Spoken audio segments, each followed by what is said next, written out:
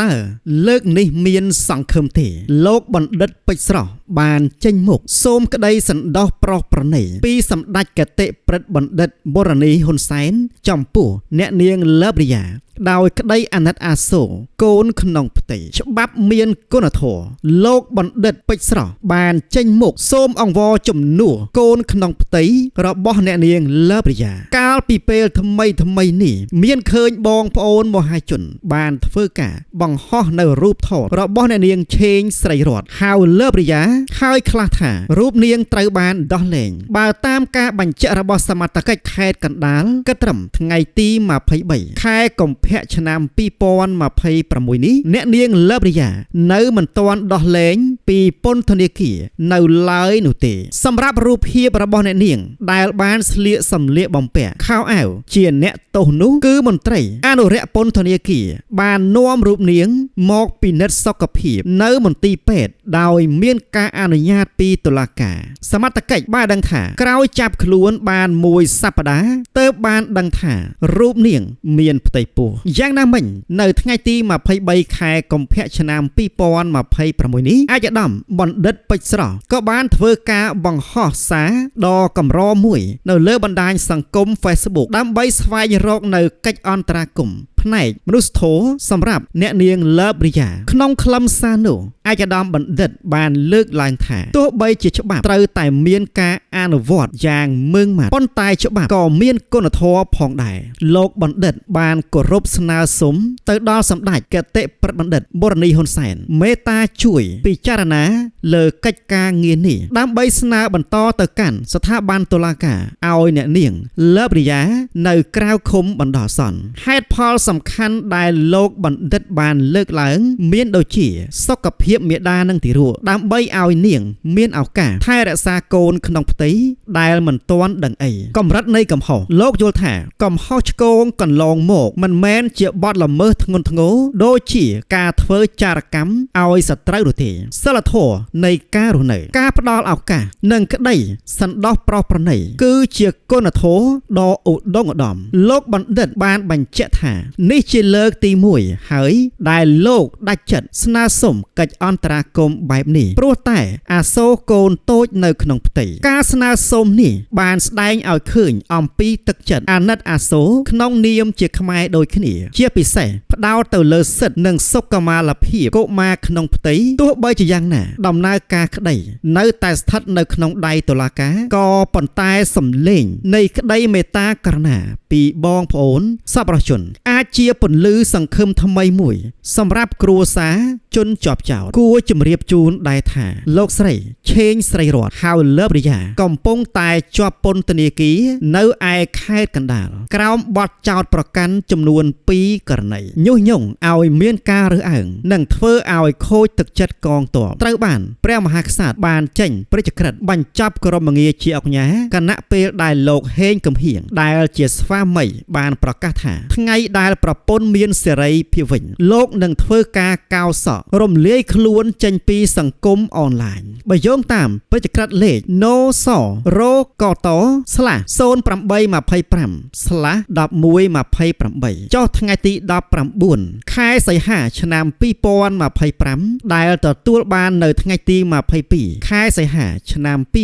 2025ព្រះករុណាព្រះបាទសម្ដេចព្រះបរមនាថនរោត្តមសីហមុនីព្រះមហាក្សត្រនៃប្រជាណាចក្រកម្ពុជាបានត្រាស់បង្គាប់បញ្ចប់ក្រមងារអុកញ៉ា2អុកញ៉ាឆេងស្រីរតតាមសេចក្តីក្រាបបង្គំទូលថ្វាយរបស់សម្ដេចធិបតីហ៊ុនម៉ាណែតនាយករដ្ឋមន្ត្រីនៃកម្ពុជាថៅកែលក់លេអនឡាញឆេងស្រីរតហៅលើបរិយាត្រូវបានកម្លាំងនគរបាលខេត្តកណ្ដាលចោះឃាត់ខ្លួនដល់ផ្ទះកាលពីព្រឹកថ្ងៃទី14ខែសីហាឆ្នាំ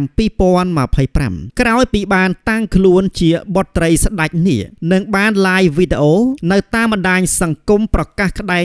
ថាខ្លួននៅតែបន្តនាំចូលផលិតផលពីប្រទេសចៅសៀមយកមកលក់បន្តទៀតប្រសិនបើមានច្រក អាចនាំចូលមកបានដោយមិនខ្វល់អ្វីទាំងអស់ប្រតិបត្តិការឃាត់ខ្លួនអង្គញាឆេងស្រីរតហៅលើបរិយានេះបានធ្វើឡើងក្រោមការសម្របសម្រួលពីព្រះអាជ្ញានិងដឹកនាំបញ្ជាដោយផ្ទាល់ពីលោកឧត្តមសេនីយ៍តូឈឿនសុចិត្តស្នងការនគរបាលខេត្តស្ថិតនៅភូមិគ្រឹះរបស់លើបរិយានៅក្នុងបរិយា ML ក្រុងតាខ្មៅខេត្តកណ្ដាលគណៈពេលដែលត្រូវបានសមត្ថកិច្ចបណ្ដាលចេញពីក្នុងផ្ទះមកដល់មុខខ្លោងទ្វាររបងអ្នកនាងលើបរិយាដែលតាំងខ្លួនជាបុត្រីស្ដេចនេះនឹងបានក្រងឈុតសម្លៀកបំពាក់ពណ៌ស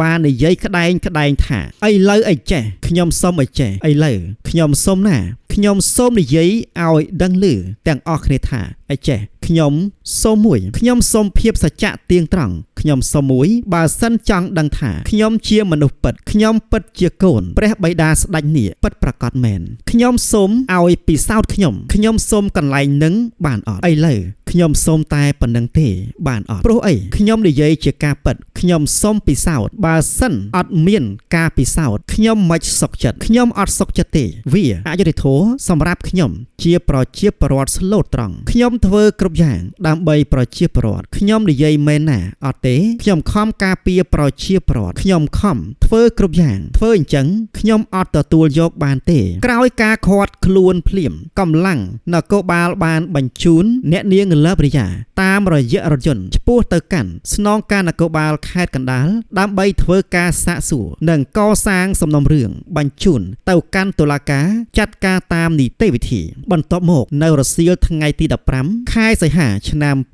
2025ចៅក្រមសាលាដំបងខេត្តកណ្ដាលបានសម្រេចឃុំខ្លួនអ្នកនាងលើបរិយានៅពន្ធនាគារខេត្តកណ្ដាលជាបណ្ដោះអាសន្នចំណែកឯសមាគមអង្គការកម្ពុជាបន្ទាប់ពីបានទទួលនៅព័ត៌មានថាលោកស្រីអង្គការឆេងស្រីរតហៅលើបរិយាត្រូវបានសមត្ថកិច្ចឃាត់ខ្លួនភ្លាមកាលពីថ្ងៃទី14ខែសីហាឆ្នាំ2025លោកអ្នកអង្គការលីយ៉ុងផាត់ប្រធានសមាគមអង្គការកម្ពុជាបានធ្វើលិខិតស្នើសុំសម្ដេចនាយករដ្ឋមន្ត្រីក្រាបបង្គំទូលថ្វាយព្រះមហាក្សត្រនៃប្រជាណាចក្រកម្ពុជាដើម្បីត្រាស់បង្គាប់បញ្ចប់ក្រមងារអង្គការពីលោកស្រីឆេងស្រីរតហៅលើបរិយាផងដែរដោយសារតែសង្កេតឃើញថាសកម្មភាពរបស់បុគ្គលឈ្មោះឆេងស្រីរតគឺពិតជាបានធ្វើឲ្យប៉ះពាល់យ៉ាងខ្លាំងដល់កិត្តិយសសិលធម៌សុជីវធម៌សេចក្តីថ្លៃថ្នូរឧត្តមភាពនិងគុណតម្លៃរបស់ក្រមវណ្ណជាពិសេសប៉ះពាល់យ៉ាងធ្ងន់ធ្ងរដល់ទឹកចិត្តកងទ័ពកំពុងតែទប់ទល់យ៉ាងអង់អាចក្លាហានជាមួយសត្រូវឈ្លានពានដែលនាំឲ្យមានការបែកបាក់សាមគ្គីនៃមហាគ្រួសារខ្មែរនិងការលះបង់គ្រប់សពបែបយ៉ាងរបស់វរៈកងទ័ពយ៉ាងពិតប្រាកដបន្ទាប់ពីថៅកែលក់លេលបរិយាបានជាប់ពន្ធនាគារនៅថ្ងៃទី21ខែសីហាឆ្នាំ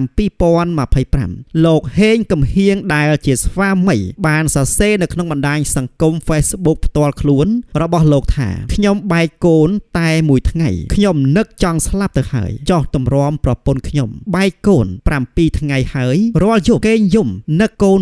ទាំងដឹងថាខ្លួនមិនដឹងត្រូវចេញថ្ងៃណាបន្ទាប់មកលោកហេងកំហៀងក៏បានបង្ហោះវីដេអូមួយបង្ហាញអំពីទិដ្ឋភាពកូនប្រុសស្រីតូចទាំងពីរនាក់កំពុងតែដេកលងលក់និងបានបង្ហាញអំពីអារម្មណ៍អាណិតកូនទាំងពីរដែលបានសួររកម្ដាយរហូតដល់គេងលក់ជាមួយសំណេរថាកូនប្រុសខ្ញុំអាយុបាន1ខួបជាងខ្ញុំក៏ត្រូវបានលែងលះជាមួយប្រពន្ធបែកឪពុកអស់រយៈពេល11ខែឥឡូវអាយុ2ខួប8ខែម្ដាយត្រូវជាប់នៅពន្ធនាគារបើនិយាយពីកូនស្រីខ្ញុំគឺគាត់ខ្វះភាពកក់ក្ដៅតាំងតែពីកើតមកហួសនឹងថ្លែងអោកូនស្រីប៉ាអើយតើវាសនាកូនរបស់ខ្ញុំទៅជាយ៉ាងណារាល់យប់តែងតែយំសួររកម្ដាយចិត្តឈួតឲ្យខ្ញុំនៅថ្ងៃដដែលនោះស្វាមីលោកស្រីឆេងស្រីរតហៅលើបរិយាបានប្រកាសថានៅពេលណាដែលប្រពន្ធរបស់ខ្លួនបានចេញពីពន្ធនាគារលោកនឹងធ្វើការកោសក់ហើយដកខ្លួនចេញពីសង្គមអនឡាញជារៀងរហូតលោកហេងកំហៀងបានសរសេរនៅក្នុង account Facebook របស់លោកថាថ្ងៃដែលប្រពន្ធខ្ញុំមានសេរីភាពខ្ញុំនឹងកោសក់ហើយរំលាយខ្លួនឯងចេញពីសង្គមអនឡាញការប្រកាសរបស់ស្វាមីអ្នកនាងលើបរិយាខាងលើនេះបានធ្វើឡើងបន្ទាប់ពីភរិយារបស់លោកដែលជាថៅកែអនឡាញដ៏ល្បីឈ្មោះ ត្រូវបានជាប់ពន្ធនាគារហើយសមត្ថកិច្ចបានប្រកាសថាផលិតផលចំនួន4មុខរបស់អ្នកនាងលើបរិយាជាផលិតផលคล้ายៗមានសារធាតុហាមឃាត់លើសកម្រិតខុសពីច្បាប់អនុញ្ញាតនិងធ្វើឲ្យប៉ះពាល់ដល់អ្នកប្រើប្រាស់យ៉ាងណាមិញយើងខ្ញុំក៏សូមជូនពរឲ្យអ្នកនាងលើបរិយាមានសុខភាពល្អទាំងខ្លួនឯងនិងកូនហើយនឹងជូនពរឲ្យអ្នកនាងឆាប់មានសេរីភាពឡើងវិញនិងបានវិលមកជួបជុំក្រុមគ្រួសាររបស់គាត់ឆាប់ៗផងចុះ